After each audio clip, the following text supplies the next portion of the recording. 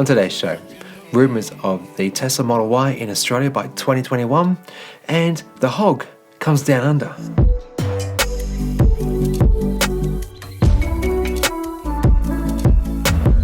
G'day, my name's Chris, and this is your show about everything happening in Australia and from around the world in the space of renewable tech like electric vehicles, wind, solar, batteries, and more. If you're new to the channel, hey, subscribe. Why not? It's free. Otherwise, you want to take it to the next level?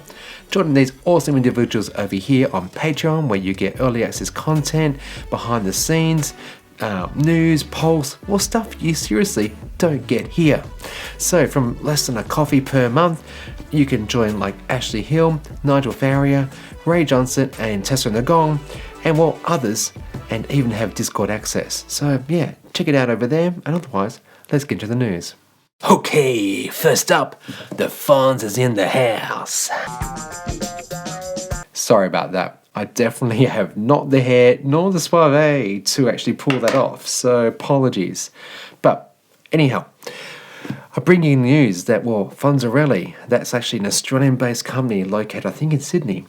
They've actually won a very prestigious gold award for the Good Design Awards automotive category. Yeah, a little bit complicated for me to say, and I'm probably stuffing that up, but nonetheless, I'm impressed. So, I'm calling this thing the Fonz, and it joins a long list of prestigious brands like Lexus and Tesla to win gold among 800 entrants.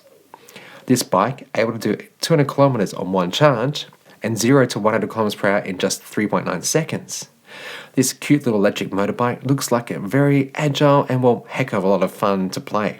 Featuring 3 drive modes, including reverse, which is actually seriously very interesting as a motorbike rider, because, whenever you're parking a bike, you would think seriously about where you're going to be putting it, because, pushing a bike backwards uphill with your legs and your knees is not fun. No, it's a good way to actually drop your bike, but I diverge. The dynamic rear wheel is actually belt-driven, and its adjustable suspension and performance brake system makes for a very compelling package. Naturally, being like a small motorbike, this thing would be a very practical solution for people who are in urban environments. Again, congratulations to Fonzarelli, and hey, comment below if you want me to do like a review on this thing. Sticking with electric motorbikes, after 6 years, Harley Davidson has finally released its imagining of an electric bike called the LiveWire. This awesome looking bike features like a permanent magnet liquid cooled AC motor which can do 0 to 100 in 3 seconds. The battery is air cooled and capable of doing 150 kilometers on one charge, or 235 kilometers if you're doing like stop start riding in urban environments. Packed with a 1.4 kilowatt charger for level 1 charging. You can also actually do level 3 DC fast charging as well. If you want to find out more, head to The Driven and Nigel Morris's review, or just book a test ride with Harley Davidson Australia. Yeah, you can do that now. Next up, Audi is about to start shipping the E-Tron S and Sportback variants, and confirmation that these same models will be headed to Australia in 2021. The new Audi e-tron S and the new Audi e-tron S Sportsback deliver faster acceleration times to 100 km per hour at just 4.5 seconds with a top speed of 210 km per hour. The new S models have 2 electric motors on the rear axle and 1 on the front axle, making them the first mass-produced electric cars in the world to have 3 electric motors. Packed with a 95 kilowatt hour battery, of which 91% or 86 kilowatt hours is actually usable, these cars can achieve about 370 kilometers on one charge using the WLTP cycle. I guess they're heavy. Yep, very heavy. So these cars are actually 5 centimeters wider than the current e-tron and heavier too. So that doesn't help with efficiency or energy use. Let me just pause for a second and step into my soapbox, because, part of me is that, buyers, they want to get something that excites them, something that they're passionate about. But at the same time, do you really need a bigger car? It seems like every week, car makers are busy trying to outdo each other with the next big thing. Let's look at Tesla maybe. The Cybertruck, it got a lot of attention for its size, and some buyers in Australia and Europe were like, yes, bring it, I'm keen, I want it. But then Tesla noted, actually guys, for those in Europe and maybe Australia, we're going to offer it like a smaller one because it's just not going to fit on your narrow roads. Yeah, it's a true thing. So isn't that like an indication enough that going bigger isn't always a good thing? I find it frustrating that we seem interested in using as much of the world's resources as fast as we can. And well, yeah, let's try to discourage, I think, big cars. That's what I'm trying to say here. Comment below if you think maybe car sizes are okay and that one bigger is better. Right, now, where was I? Yes, the E-Tron S variants.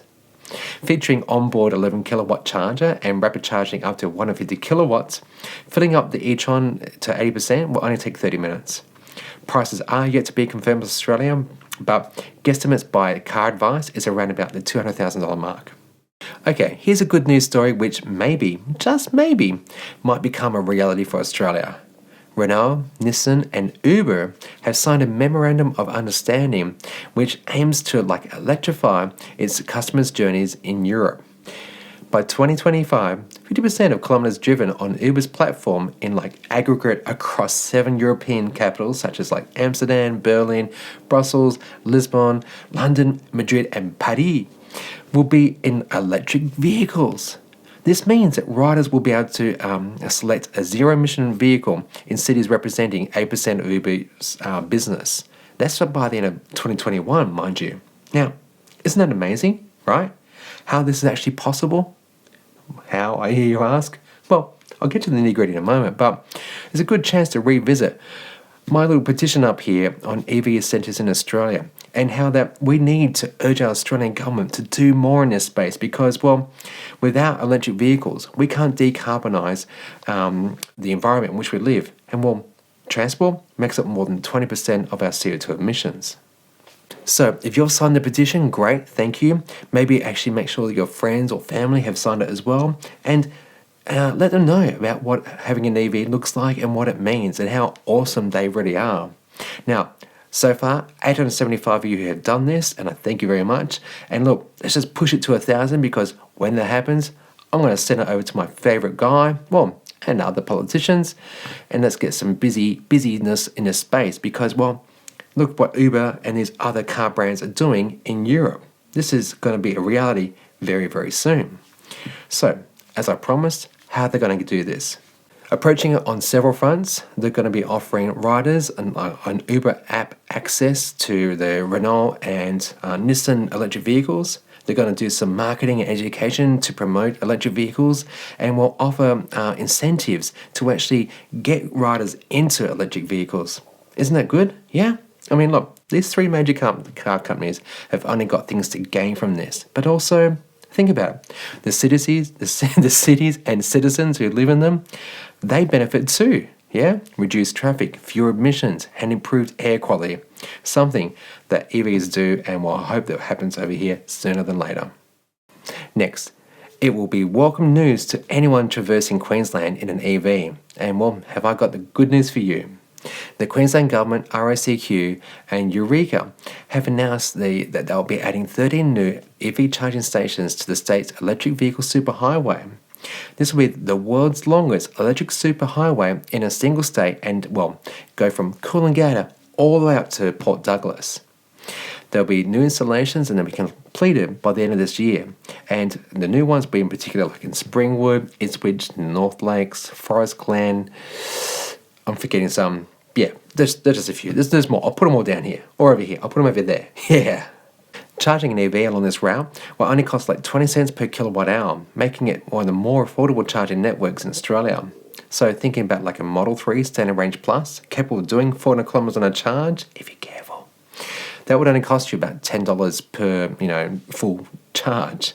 Whereas compare that to like a conventional petrol car, it'll cost you $40. So nice one and well done, great initiative, and let's keep improving EV infrastructure in Australia.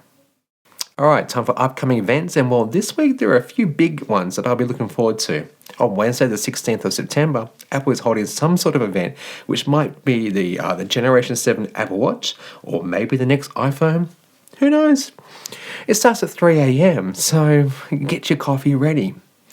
Thursday the 17th of September, Sony is maybe going to release its full lineup details, specs and pricing of its next generation console, the PS5. Now, I'm a long time PlayStation fan, so I'll be watching this one live, and it kicks off at 6 a.m. And then Friday, I'm looking forward to Ewan McGregor and Charlie Borman once again carving up the roads from South America to Los Angeles on electric motorbikes. This will be on like Apple TV from September 18, and well, it looks like a lot of fun. Okay, one last story, and this one comes via Bloomberg, who, with sources close to the matter, have disclosed that the Model Y and Model 3 will soon be made at the Shanghai Giga factory. Yeah, and well, what is that going to mean? That they're going to come to Australia by the end of 2020 or maybe early 2021. Reported in Bloomberg, and yet officially to be confirmed or denied by Tesla, the Shanghai factory is ramping up activity supposedly for other countries other than China, meaning that's like maybe Asia, Europe, Singapore, and well, New Zealand, and of course us. And that's going to mean that we could have the Tesla Model 3 and Model Y here sooner, which is going to be great, and maybe even at a better price, because you know what? The Australian dollar versus the greenback, yeah, it's not a very good exchange rate for us Aussies. So, this I welcome. To date, Shanghai Giga has been under capacity because of, well, COVID, and with August only seeing about 11,800 Model 3s sold in China. Given that the Rona is like a global economic troublemaker, it's no surprise that Tesla is looking to like make savings in its production lineup and how they can better utilize its factories around the world. So, with the Giga Shanghai capable of like 17,000 cars per month or 200,000 per year, it makes sense that should use that capacity to provide to marketplaces whereby, well, over in America, they might be struggling at present. I reported on the massive Model Y stamping machine a few months ago, and well, this leak from undisclosed sources might actually hold some water. Who knows? I think Battery Day will be very revealing and actually shed some light on where Tesla is going with its global plan, so yeah, not too much longer to go, guys. Alright, well, that wraps up another short episode today. I do hope you've enjoyed it. Again, if you want to maybe ask me a question, put it down below. I try to answer most of them. And this, in a few weeks, a week and a half, I guess, we've got a Battery Day coming up, so I'm busy prepping for that. And otherwise, if you subscribed, yeah, maybe join me over here on Patreon. Okay, but otherwise, you be good and you be great.